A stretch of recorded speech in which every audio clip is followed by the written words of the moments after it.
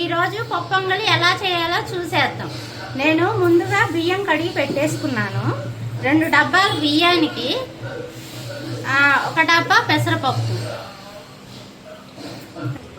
2 డబ్బాల బియ్యానికి 1 డబ్బా పెసరపప్పు వేసి బాగా కడిగేసి పెట్టేసుకున్నాను. 1 డబ్బాకి 4 గ్లాసులు నీళ్లు పోయాలి.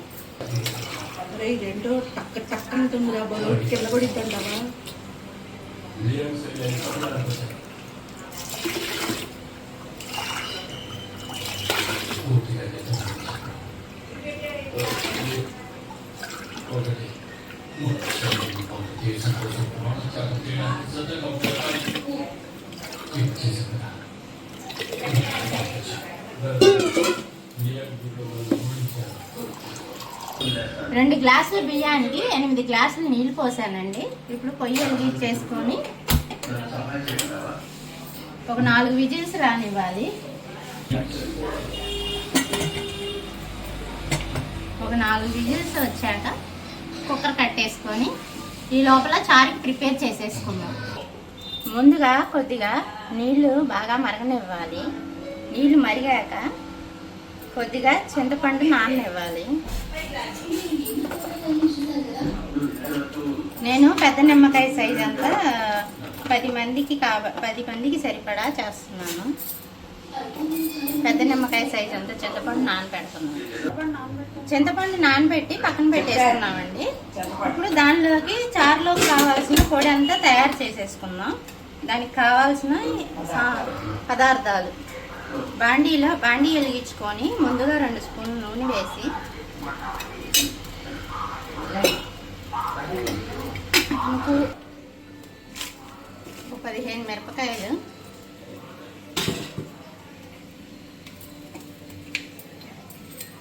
ధనియాలు 2 స్పూన్లు,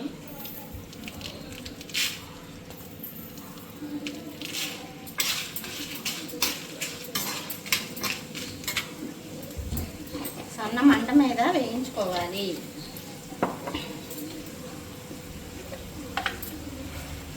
కొద్ది జీలకర్ర,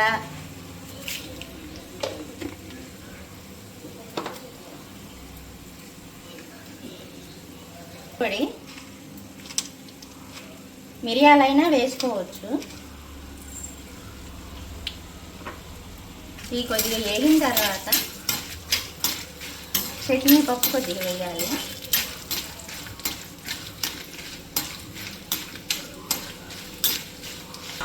చట్నీ పప్పు కొద్దిగా వేయాలి. 2 టీ గ్లాసులు వేసాను చట్నీ పప్పు. ఇవి బాగా వేగాక ఆరబెట్టుకొని మిక్సీలో పౌడర్ చేసుకోవాలి. ఇది బాగా వేగిందండి. ఈ వాసన చూస్తేనే బాగా ఇది కాస్త ఆరబెట్టుకొని పౌడర్ చేసుకొని రసంలో కలుపుకోవాలి.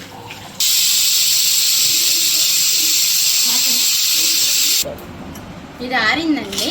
దీన్ని పౌడర్ చేసేసుకున్నాం. ఇప్పుడు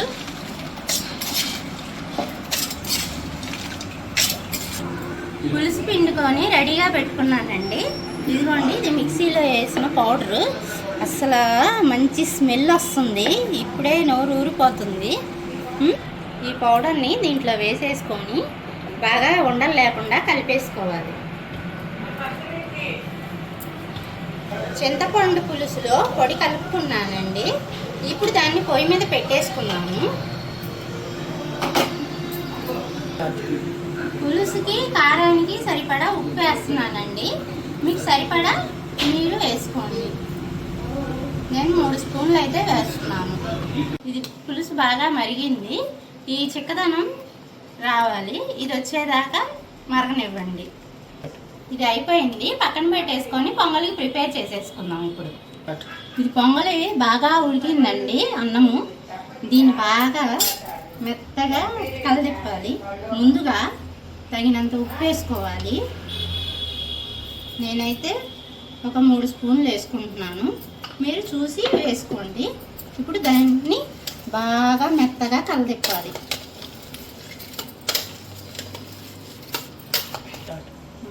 బాగా కలిపాను. కలిపిన తర్వాత నేను 1 గ్లాస్ పాలు పోస్తున్నాను. కమ్మగా ఉండటం కోసం. మీ ఆప్షన్ అండి. మీకు నీళ్ళైనా పోసుకోవచ్చు, నేను మాత్రం పాలు పోస్తున్నాను. ఇదిగోండి కలిపాక ఈ విధంగా రావాలి. కొద్దిగా పాలైనా పోసుకోవచ్చు. పొయ్యి మీద బాండీ పెట్టేసుకొని పొయ్యి వెలిగించుకొని కొద్దిగా నూనె, కొద్దిగా నెయ్యి ఏంటంటే నెయ్యి 2 స్పూన్లు కమ్మగా ఉంటుంది. నెయ్యి వేసుకుంటే చాలా టేస్టీగా ఉంటుంది. జీలకర్ర,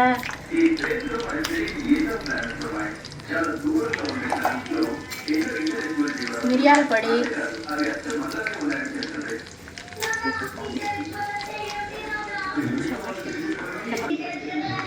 జీడిపప్పు బాగా దోరగా వేయించాలి. కరివేపాకు కూడా వేస్తే బాగుంటుంది. ఇవి బాగా రోస్ట్ అయినాయండి. ఇవి అయినవి ఈ పొంగల్లో వేసి బాగా కలపాలి.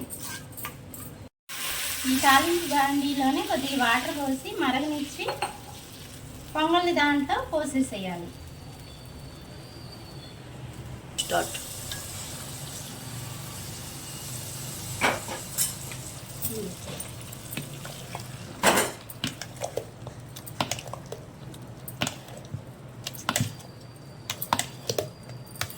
ఈ విధంగా రావాలి పొంగలి. గుమ్మగుమ్మలాడే కమ్మటి పొంగలి రెడీ అయిపోయింది. ఇప్పుడు దీన్ని టేస్ట్ చేసి ఎలా ఉందో చెప్పేద్దాం. ఇదిగోండి మనం చేసిన పొంగలి రెడీ అయిపోయింది. ఇప్పుడు దయవేసి టేస్ట్ చేసి ఎలా ఉందో చెప్పు.